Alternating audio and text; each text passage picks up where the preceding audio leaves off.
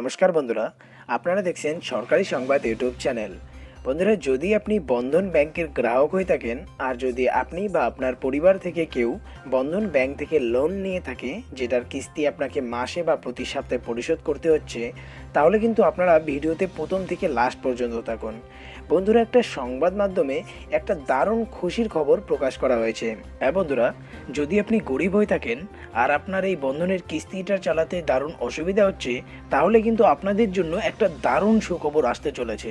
হ্যাঁ বন্ধুরা, এবার কিন্তু বন্ধন ব্যাংক সমস্ত ঋণ গ্রহীতাদের লোনটাকে মকুব করে দিতেই পারে।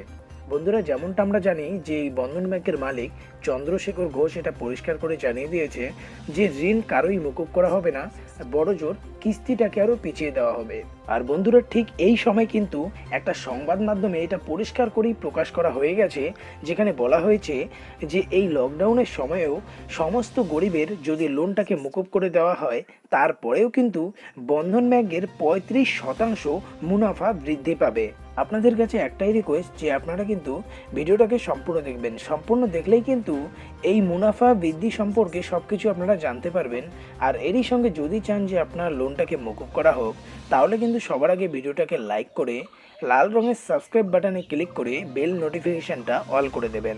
বন্ধুরা, যেমনটা আপনারা এই সংবাদ মাধ্যমে দেখতে পাচ্ছেন যে ঋণ মকুবের খাড়াটাকে সামলেও কিন্তু 35% মুনাফা বন্ধন ব্যাংকের বৃদ্ধি হতে চলেছে। আর বন্ধুরা, এখানে পরিষ্কার করেই বলা হয়েছে 35% মুনাফা বাড়ার ফলে কিন্তু বর্তমানে ব্যবসা 327 কোটি আরও বেড়ে গিয়েছে। আর বন্ধুরা, এখানে আরও পরিষ্কার করে বলা হয়েছে যে এই 35% বাড়ার ফলে বর্তমানে মোট ব্যবসার পরিমাণ হয়ে দাঁড়িয়েছে 1389 কোটি টাকা।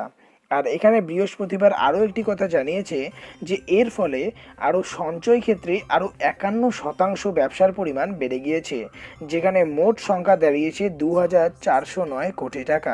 বন্ধুরা, এছাড়াও বন্ধন ব্যাংকের মালিক শ্রী চন্দ্রশেখর বাবুর দাবি, উত্তরপ্রদেশ, মহারাষ্ট্র, মধ্যপ্রদেশ, দিল্লি ও হরিয়ানার মতো রাজ্যে কৃষি ঋণ মকুব নীতির প্রভাবে ঋণ গ্রহীতাদের মধ্যে ঋণ পরিশোধের প্রবণতা ক্ষতিগ্রস্ত হয়েছে, যার ফলে সেই সমস্ত কৃষকের মোট লোনের সুদের পরিমাণ 0.38% থেকে সেটা বেড়ে জুনের পরে 0.89% দাঁড়িয়ে পড়েছে। বন্ধুরা, এখান থেকে কিন্তু এটা পরিষ্কার বোঝাই যাচ্ছে যে ভবিষ্যতে কিন্তু বন্ধন ব্যাংকের ব্যবসা আরও প্রবল পরিমাণে বাড়তে চলেছে।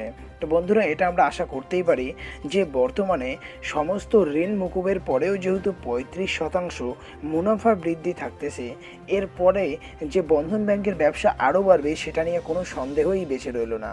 তো বন্ধুরা, এটা কিন্তু আমরা এবার আশা করতেই পারি যে যদি সরকার এখানে একটুখানি হস্তক্ষেপ করে, তাহলে যেই সব গরিব ভাই বোনেরা ঠিকমতো খেতে পড়তে পারছে না, তারা কিভাবে বন্ধনে কিস্তি শোধ দেবে এই লকডাউনের সময়।